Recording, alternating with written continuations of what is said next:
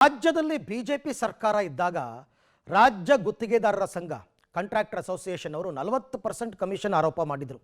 ದೊಡ್ಡ ಸಂಚಲನಕ್ಕೆ ಕಾರಣವಾಗಿತ್ತು. ಬಿಜೆಪಿ ಸೋಲಿಗೆ ಇದು ಒಂದು ಕಾರಣ ಅಂತ ಹೇಳಲಾಗ್ತಾ ಇತ್ತು. ಈಗ ಬಿಜೆಪಿ ಕಾಂಗ್ರೆಸ್ ವಿರುದ್ಧ ಇದೇ ಕಾಂಟ್ರಾಕ್ಟರ್ ಅಸೋಸಿಯೇಷನ್ ಅವರು ಮತ್ತೆ ಆರೋಪ ಮಾಡ್ತಾ ಇದ್ದಾರೆ. ಒಟ್ಟು 8 ಇಲಾಖೆಗಳಿಂದ 33,000 ಕೋಟಿ ರೂಪಾಯಿ ಬಾಕಿ ಉಳಿಸ್ಕೊಂಡಿದ್ದಾರೆ. ಬರೀ ನಾಟಕ ಆಡ್ತಾ ಇದ್ದಾರೆ, ದುಡ್ಡು ಕೊಡ್ತಾ ಇಲ್ಲ. ಡಿಸೆಂಬರ್ ಒಳಗಡೆ ನಮಗೆ ಬರಬೇಕಾಗಿರೋ ಬಾಕಿ ಹಣ ಕೊಡಲಿಲ್ಲ ಅಂದರೆ ಕಾಂಗ್ರೆಸ್ ವಿರುದ್ಧವೂ ಕಮಿಷನ್ ಬಾಂಬ್ ಹಾಕ್ತೀವಿ, ಕಾಂಗ್ರೆಸ್ನಲ್ಲೂ ಕೂಡ ಕಮಿಷನ್ ತಗೋತಾ ಇದ್ದಾರೆ, ಯಾರು ಏನು ಎತ್ತ ಎಲ್ಲ ಬಹಿರಂಗಪಡಿಸ್ತೀವಿ ಅಂತ ಆರೋಪ ಮಾಡಿದ್ದಾರೆ.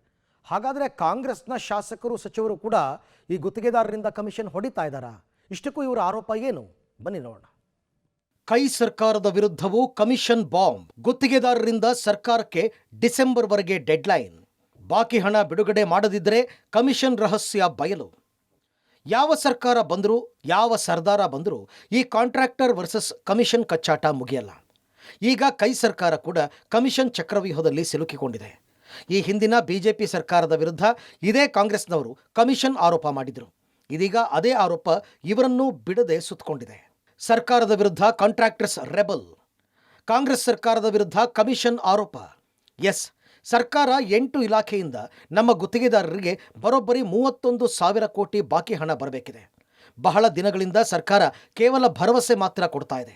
ಆದರೆ ಇಲ್ಲಿವರೆಗೂ ಒಂದು ಬಿಡಿಗಾಸು ಹಣವನ್ನು ಬಿಡುಗಡೆ ಮಾಡಿಲ್ಲ ಅಂತ ಸರ್ಕಾರದ ವಿರುದ್ಧ ರಾಜ್ಯ ಗುತ್ತಿಗೆದಾರ ಅಸೋಸಿಯೇಷನ್ ಅವರು ಆಕ್ರೋಶ ಹೊರಹಾಕಿದರು. ಇಂದು ಸುದ್ದಿಗೋಷ್ಠಿ ನಡೆಸಿದ ರಾಜ್ಯ ಗುತ್ತಿಗೆದಾರ ಅಸೋಸಿಯೇಷನ್ ಅವರು ನಮ್ಮ ಬಾಕಿ ಹಣವನ್ನು ಡಿಸೆಂಬರ್ ಒಳಗೆ ರಿಲೀಸ್ ಮಾಡದೇ ಇದ್ದರೆ ಸರ್ಕಾರದ ಕಮಿಷನ್ ಹಗರಣವನ್ನು ಬಯಲು ಮಾಡ್ತೀವಿ ಅಂತ ಎಚ್ಚರಿಕೆ ನೀಡಿದ್ದಾರೆ. ಗುತ್ತಿಗೆದಾರರ ಆರೋಪಗಳೇನು? ಬಾಕಿ ಇರುವ 31,000 ಕೋಟಿ ಹಣ ಬರಬೇಕಿದೆ. ಕೇವಲ ಸರ್ಕಾರದಿಂದ ಭರವಸೆ ಕೊಡಲಾಗ್ತಾ ಇದೆ.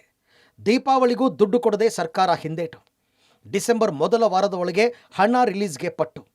ಹಣ ಬಿಡುಗಡೆ ಮಾಡದಿದ್ದರೆ ಸರ್ಕಾರದ ಕಮಿಷನ್ ಹಗರಣ ಬಹಿರಂಗ.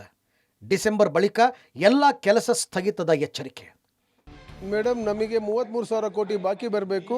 ನಾವು ಡಿಸೆಂಬರ್ವರೆಗೂ ನಾವು ಗಡುವು ಕೊಟ್ಟಿದ್ದೀವಿ. ಗಡುಗಲ್ಲ, ಇದು ನಮ್ಮ ಪ್ರಾಬ್ಲಮ್ಮು. ನಾವು ಪೂರ್ ಕಾಂಟ್ರಾಕ್ಟರ್ಸು, ನಮಗೆ ಸಮಸ್ಯೆ ಆಗಿದೆ. ಸಣ್ಣ ಪುಟ್ಟ ಕಾಂಟ್ರಾಕ್ಟರ್ಗಳೆಲ್ಲ ಭಾಳ ಸಮಸ್ಯೆ ಎಂದಿದ್ದಾರೆ.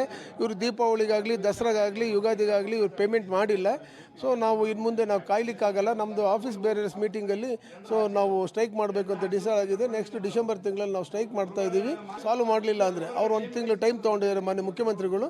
ಸಾಲ್ವ್ ಮಾಡಲಿಲ್ಲ ಅಂದರೆ ನಾವು ಸ್ಟ್ರೈಕ್ ಮಾಡ್ತೀವಿ. ನಾವು ಹೈಕಮಾಂಡಿಗೂ ಲೆಟ್ರ್ ಬರೆದ್ಬಿಟ್ಟು ಅವ್ರನ್ನ ನೋಡೋವಂಥ ಒಂದು ಪ್ರಕ್ರಿಯೆ ನಾವು ಮಾಡ್ತೀವಮ್ಮ. ಅವ್ರೇನಾದ್ರು ಸಾಲ್ವ್ ಮಾಡಲಿಲ್ಲ ಅಂದರೆ we are going to tell everything. Byrathi Lad ಇಲಾಖೆಯಲ್ಲಿ ಭ್ರಷ್ಟಾಚಾರ ಆರೋಪ. 70% ಶಾಸಕರ ವಿರುದ್ಧ ಕಮಿಷನ್ ಬಾಂಬ್. ಇನ್ನು ಸಚಿವ ಸಂತೋಷ್ ಲಾಡ್ ಹಾಗೂ ಭೈರತಿ ಇಲಾಖೆಯ ಅಧಿಕಾರಿಗಳ ವಿರುದ್ಧ ಕಮಿಷನ್ ಆರೋಪ ಕೇಳಿಬಂದಿದೆ. ತಮಗೆ ಬೇಕಾದವರಿಗೆ ಅಧಿಕಾರಿಗಳು ಟೆಂಡರ್ ಕೊಡ್ತಾ ಇದ್ದಾರೆ ಅಂತ ಆರೋಪ ಮಾಡಿದ್ದಾರೆ. ಇದನ್ನ ಸಚಿವರಿಗೆ ಹೇಳಿದ್ರೆ ನಾನೇನೂ ತೆಗೆದುಕೊಂಡಿಲ್ಲ ಅಂತಾರೆ. ಟೆಂಡರ್ ಪಡೆಯೋ ಮುನ್ನ 10ರಿಂದ 15% ಕಮಿಷನ್ ಪಡೆದು ತಮಗೆ ಬೇಕಾದವರಿಗೆ ಗುತ್ತಿಗೆ ನೀಡಲಾಗ್ತಾ ಇದೆ ಅಂತ ಆರೋಪ ಮಾಡಿದ್ದಾರೆ. ಲೋಕಾಯುಕ್ತ ಭ್ರಷ್ಟಾಚಾರ ಆರೋಪದಲ್ಲಿ ಸಿಲುಕಿರುವ ಬಾಲರಾಜ್ ಅನ್ನೋ ಅಧಿಕಾರಿ ವಸತಿ ಇಲಾಖೆಯ ಟೆಂಡರ್ ಕ್ಲಿಯರೆನ್ಸ್ ಮಾಡುವ ಹೊಣೆ ನೀಡಲಾಗಿದೆ ಅಂತ ದೂರಿದ್ದಾರೆ.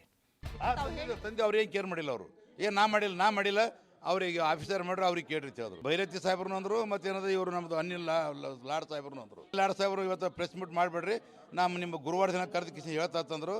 ನಾವಂತೂ ನಿಮಗೆ ಟೈಮ್ ಕೊಟ್ಟಿದ್ದೆವು, 1 ವಾರ ಹೇಳಿದೆವು.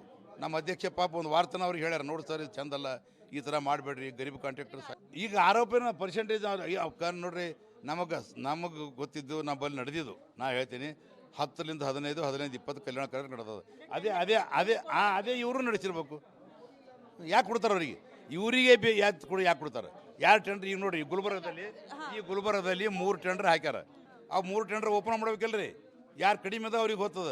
ಇಲ್ಲ, ಓಪನ್ ಮಾಡೋಕ್ಕೆ ತಯಾರಿಲ್ಲ.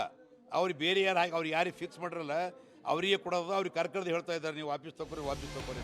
ಇನ್ನು ಈ ಕಮಿಷನ್ ಆರೋಪದ ಬಗ್ಗೆ ಕೆರಳಿ ಕೆಂಡವಾದ ಸಿಎಂ ಸಿದ್ದರಾಮಯ್ಯ ಗುತ್ತಿಗೆದಾರರು ಬೇಕಿದ್ರೆ ಕೋರ್ಟ್ಗೆ ಹೋಗಲಿ ಎಂದಿದ್ದಾರೆ.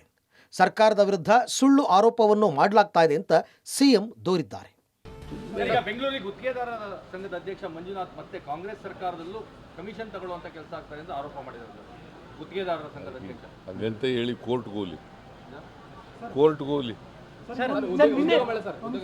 ಪದೇ ಈ ರೀತಿ ಆರೋಪಗಳನ್ನು ಮಾಡಿಸ್ತಾ ಇದ್ದಾರೆ.